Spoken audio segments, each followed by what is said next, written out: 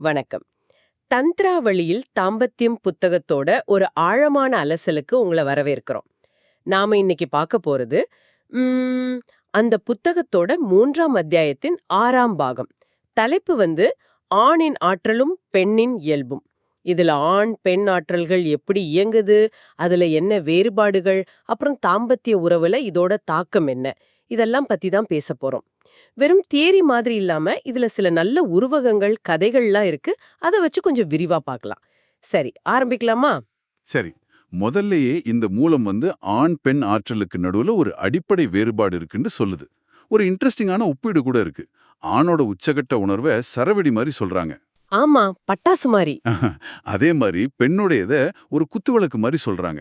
அதாவது ஆணோட சக்தி டக்குன்னு வெடிச்சு முடிஞ்சிடும், ஆனா பெண்ணோடது அப்படி இல்ல, தொடர்ந்து நிதானமா உளிர்ந்துட்டே இருக்கும்னு. இந்த வேறுபாடு உறவுகள்ல எப்படி தாக்கத்தை ஏற்படுத்துது?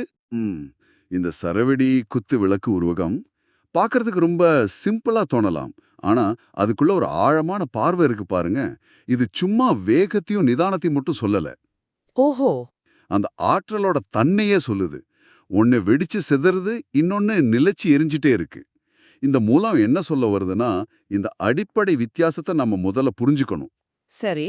அப்போதான் துணைங்க ஒருத்தரோட எதிர்பார்ப்பை இன்னொருத்தர் புரிஞ்சுக்கவும் தேவைகளை பூர்த்தி செய்யவும் முடியும் அப்படின்னு. தந்திர பார்வையில பார்த்தா இது ஒரு எப்படி சொல்றது, ஒரு எனர்ஜி எக்ஸ்சேஞ்ச், உயிர் சக்தி பரிமாற்றம். ஓகே.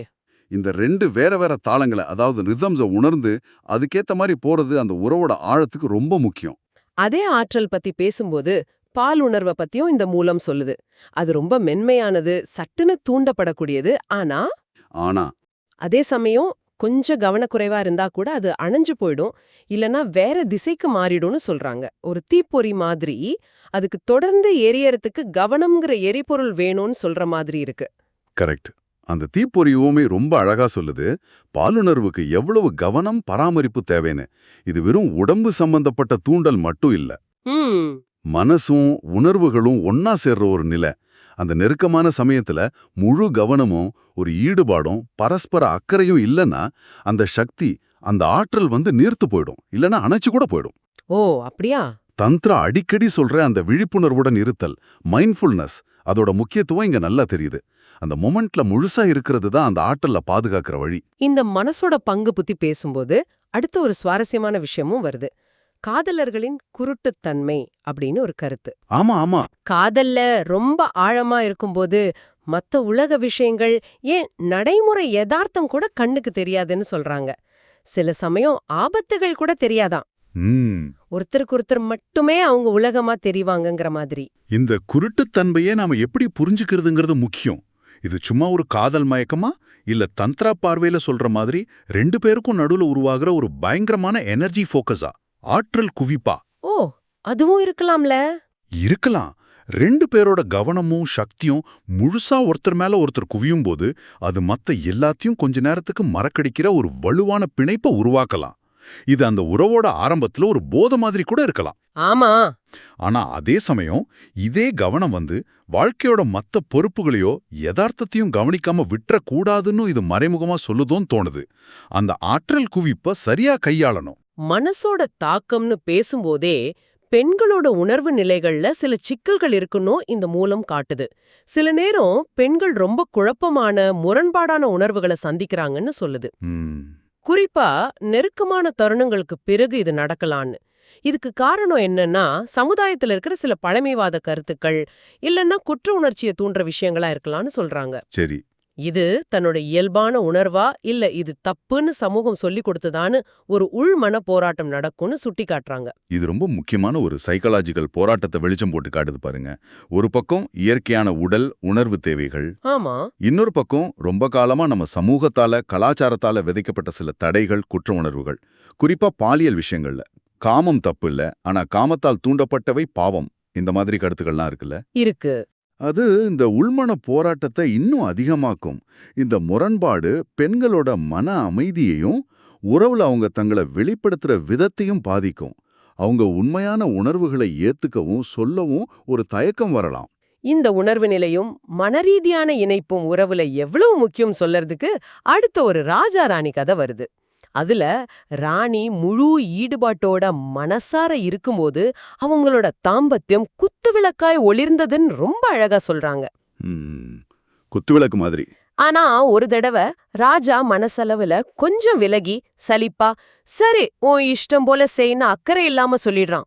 அந்த நிமிஷம் ராணியோட அனுபவம் பயங்கரமா மாறி வேதனையில கத்துற மாதிரி கதை முடியுது. இது ரொம்ப அழுத்தமா இருக்கு. ஆமா, இந்த கதை சொல்ற விஷயம் ரொம்ப தெளிவு. தாம்பத்தியம்ங்கிறது வெறும் உடல் சார்ந்த ஒரு செயல் மட்டும் இல்ல. அது ரெண்டு மனசு, ரெண்டு ஆற்றல் இணையறது. சரி. உடம்பளவுல பக்கத்துல இருந்தாலும் ஒருத்தர் மனசளவுல விலகி நின்னா, இல்ல அக்கறையோ ஈடுபாடோ காட்டாம இருந்தா, அந்த அனுபவத்தோட தரம் மொத்தமா மாறிடும். ரொம்ப ஆழமான சந்தோஷமான ஒண்ணா இருக்க வேண்டியது வெறுமையா போகலாம், இல்ல கடமைக்கு சேர மாதிரி ஆகலாம். இல்லனா வேதனையா கூட மாறலாம். ஆமா, இந்த கதையில வர்ற மாதிரி வேதனையா கூட ஆகலாம். இதுதான் தந்த்ரா திரும்ப திரும்ப சொல்ற அந்த முழுமையான இருப்பு, பிரசன்ஸ், அப்புறம் அந்த ஆற்றல் பரிமாற்றம், அதோட முக்கியத்துவத்தை காட்டுது. ரெண்டு பேரோட சக்தியும் ஒன்னா சேரும்போது தான் அந்த குத்து விளக்கு பிரகாசமா எரியும். இந்த ஆற்றல் கட்டுப்பாடு மனசோட பங்குங்கிறத இன்னும் ஆழமா சொல்றதுக்கு விந்து முதுதல் அல்லது விந்து நிறுத்தல்ங்கிற கலை பத்தி ஒரு பெரிய கதை வரும். ஆமா, ஒரு நீண்ட கதை. அப்புறம் ஒரு வீரன் கிடைக்கிறான். அவனுக்கு கடுமையான பயிற்சி சோதனைகள் எல்லாம் கொடுக்கறாங்க. அழகான பெண்கள் நடன மங்கைகள்னு அவன் மன உறுதியையும் புலனடக்கத்தையும் சோதிக்க பல ஏற்பாடுகள். ம், நோக்கம் என்னன்னா எந்த சலனத்துக்கும் ஆளாகாம மனச ஒருநிலைப்படுத்தணும். இங்கதான் விந்து நிறுத்தல் வீரதோட உண்மையான தந்திரிக் அர்த்தத்தை இந்த மூலம் விளக்க முயற்சி பண்ணுது. இது சும்மா விந்து வெளியேற்றத்தை தடுக்கிற ஒரு பிசிக்கல் பயிற்சி மட்டும் இல்ல. அப்போ வேற என்ன? இது ஒரு எனர்ஜி மேனேஜ்மெண்ட் டெக்னிக், ஆற்றல் மேலாண்மை. பாலியல் ஆற்றல்ங்கிறது ரொம்ப சக்தி வாய்ந்தது. அதை வீணாக்காம கட்டுப்படுத்தி உள்நோக்கி திருப்பி உடல் மன ஆரோக்கியத்துக்கு, ஏன் ஆன்மீக வளர்ச்சிக்கு கூட பயன்படுத்துற ஒரு வழி. ஓஹோ, அந்த வீரன் உடம்பளவுல ஜெயிச்சாலும் மனசளவுல தோத்து போயிடுறான். ஆமா, அதுதான் சோகம். அந்த சோதனைக்கு வந்த பெண்கள் கிட்ட ஒரு மாதிரி பந்தபாசம் வந்துடுது. அவனோட கவனம் சிதறிடுது. ராஜாவுக்கு பெரிய ஏமாற்றம். அவர் எடுத்து பார்த்தது வெறும் பிசிக்கல் வித்தை இல்ல, மனசும் ஆற்றலும் சேர்ந்து ஒரு கட்டுப்பாடு. சரி. வீரன் அத கடைசி நேரத்துல புரிஞ்சுக்கிட்டாலும் அந்த பந்தத்துல மாட்டி தோத்துடுறான். ராஜா சொல்ற மாதிரி மனசுல வச்சிருந்த எண்ணத்தை நீயும் புரிஞ்சுக்கிட்ட, ஆனா அதை செயல்படுத்த முடியல. இந்த கதையோட மைய கருத்து இதுதான். உண்மையான கட்டுப்பாடும் மனசுல இருந்து தான் ஆரம்பிக்கணும். மனச அடக்கனா ஆற்றலை நெறிப்படுத்தலாம். வெறும் உடல் செயல்பாடுகளை மட்டும் கட்டுப்படுத்துறது முழுமையான வெற்றி இல்ல. அதாவது மனசையும் ஆற்றலையும் பயிற்றுவிக்காததோட குறைபாடு தான் அது. மனசோட தாக்கம் பத்தின இன்னொரு கோணத்தை துரித ஸ்கலிதம், அதாவது பிரெமெச்சூர் இஜாக்குலேஷன் பிரச்சனைய பத்தி பேசும்போது பாக்குறோம்.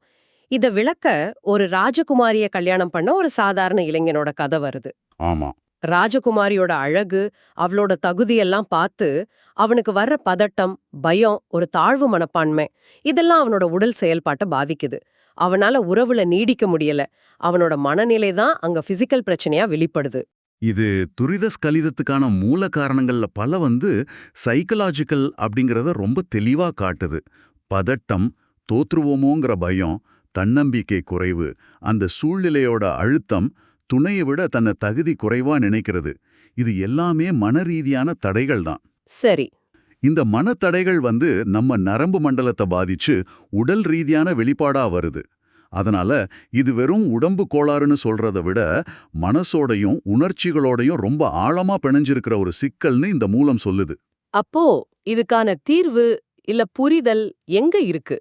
மூலம் சொல்ற மாதிரி தன்னம்பிக்கைய வளர்த்துக்கிறது, பயத்தை போக்குறது, அப்புறம் துணைக்கிட்ட வெளிப்படையா பேசி ஒரு பரஸ்பர புரிதலை உண்டாக்குறது ரொம்ப முக்கியம். ஆமா, கம்யூனிகேஷன் முக்கியம். இது ஆணோட தனிப்பட்ட பிரச்சனை இல்ல, இது அந்த உறவோட இயக்கத்தோட சம்பந்தப்பட்டது. இந்த பிரச்சனையால பெண் எப்படி பாதிக்கப்படலாம்னு துவண்டு போறது தப்பா புரிஞ்சுக்கிறது மூலம் சொல்லுது. அதனால 2 பேரோட ஆதரவும் தேவைப்பட்டா சரியான வழிகாட்டுதலும் அவசியம்னு தோணுது. இது உணர்வு நிலைகள், மனப்போராட்டங்கள், உறவோட தன்மை, இது எல்லாத்தையும் பொறுத்தது. இது நம்ம ஆரம்பத்துல பேசின அந்த ஆற்றல் இயக்கத்தோட சரவெடி குத்துவிளக்கு எவ்வளவு அழகா பொருந்தது பாருங்க. பதட்டம், பயம், இணைப்பில்லாம இருக்கிறது மாதிரி மனத்தடைகள் இருக்கும்போது அந்த இயல்பான ஆற்றல் ஓட்ட ஆணுக்கும் பெண்ணுக்கும் இருக்கிற அந்த ரிதம் அது சீர்குலையுது. ஆமா ஆமா. துரித ஸ்கலிதம்ங்கிறது அந்த சீர்குலைவோட ஒரு வெளிப்பாடு தான். அதனால வெறும் அறிகுறிக்கு வைத்தியம் பார்க்கறத விட மூல காரணமான அந்த மனத்தடைகளை, பயங்களை, உறவுல இருக்கிற புரிதல் சிக்கல்களை சரி செய்யறது தான் உண்மையான நீடிச்ச தீர்வா இருக்கும். சரி. அந்த உள்மனத்தடைகளை தாண்டி ஆற்றல் பரிமாற்றத்தை புரிஞ்சுக்கிட்டு நம்பிக்கையோட உறவை அணுகும்போது தான் உண்மையான நெருக்கமும் கட்டுப்பாடும் நிறைவும் கிடைக்கும்.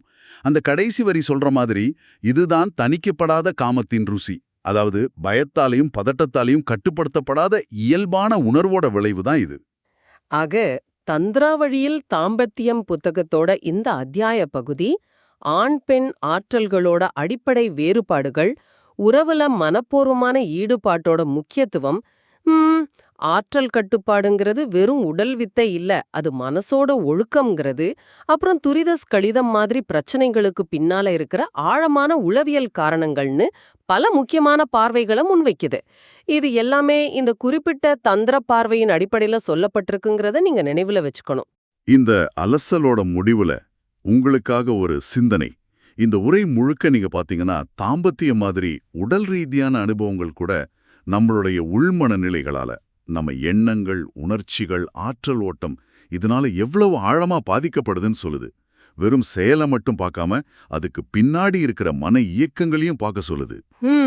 அப்போ இங்க நாம பேசின இந்த தந்திர கருத்துக்களோட அடிப்படையில உங்களோட சொந்த உள்மன நிலைகளை, உங்க உணர்வுகள், நம்பிக்கைகள், பயம், உங்க ஆற்றல் உணர்வுகள், இது எல்லாம் இன்னும் கொஞ்சம் அதிக விழிப்புணர்வோட கவனிக்கிறது, புரிஞ்சிக்க முயற்சி பண்றது, இது உங்க உறவோட நெருக்கத்தையும் இணைப்போட ஆழத்தையும் வெறும் உடல் அளவை தாண்டி எப்படி மாத்தக்கூடும், இதை பத்தி கொஞ்சம் யோசிச்சு பாருங்களேன். இந்த ஆழமான அலசல்ல எங்களோட இணைஞ்சிருந்த உங்களுக்கு எங்க நன்றி.